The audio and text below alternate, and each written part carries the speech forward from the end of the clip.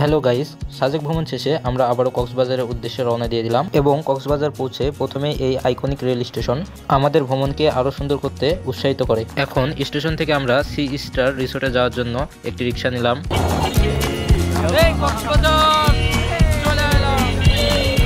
যাওয়ার পথে দেখা হলো কক্সবাজারে বাণিজ্য মেলা। এই শহরটা আসলে অনেক গুছালো এবং সুন্দর এবং লাইটিং এ ভরপুর। সমুদ্রের মতোই শহরটি সুন্দর। শেষমেশ আমরা আমাদের গন্তব্যে পৌঁছাই গেলাম এজেসি স্টার রিসোর্ট। আমরা 6 জন মিলে একটি ডাবল বেডের রুম নিয়েছিলাম এবং রাত পোহালেই আমরা সমুদ্র সৈকতে যাব।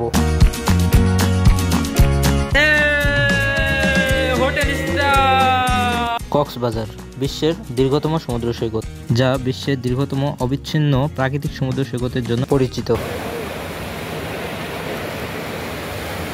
এবং বন্ধুরা মিলে আমরা অনেক আনন্দ উপভোগ করি।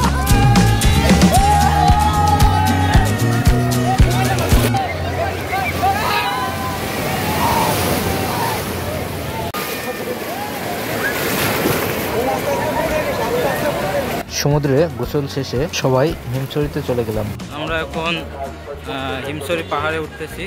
এই হিমছড়ি পাহাড়ের উচ্চতা প্রায় 440 ফুট, কিন্তু পর্যটকরা সাধারণত 200 থেকে 240 ফুট পর্যন্ত উঠতে পারে। I love Himchari. আমরা এখন 250 ফুট উপরে আছি এবং এই বিশাল সমুদ্র সৈকতকে এক অন্য রূপে দেখতে পাচ্ছি, যা আসলে চোখ ধাঁধালো। অবাক করা ঝর্ণা, পাহাড়, সমুদ্র আমাদের আসলেই বারবার মন কেড়ে নিচ্ছে। সব শেষে আমরা রাতে ফিশ ফ্রাই করে খাবো এবং আপনারা কক্সবাজার আসলে ফিশ ফ্রাইটা কখনোই মিস করবেন না। আমরা একটি সামুদ্রিক কোরাল মাছ কিনে নেই এবং সেটাকে ফ্রাই করতে দেই। ইতিমধ্যে কোরাল মাছের ফিশ ফ্রাই আমাদের সামনে রেডি।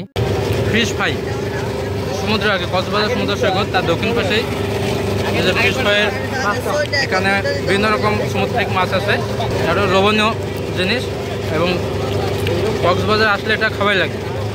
আমার বন্ধুরা সবাই যাই হোক, এখন আপনাদের কক্সবাজারের নামি দামি এবং বিখ্যাত খাবার ও জিনিসপত্র দেখাবো।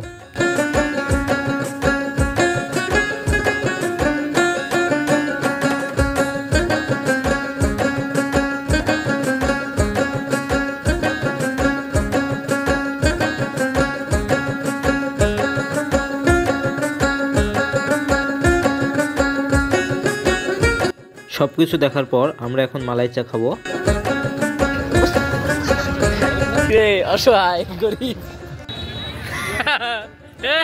আমাদের আচারের দোকান দিয়ে দিচ্ছি কক্সবাজারে। কালকে আচারের দোকান দেবে মোহাম্মদ আলমগীর ঘুচাইন বাড়া বাসা ভেন্ডি পাড়া গোদারমোড় ভেন্ডি পাড়া আচারের দোকান দেওয়া আর কি। এবং শেষ সময় আমরা সবাই মিলে একটু বিনোদন নিয়ে নিই।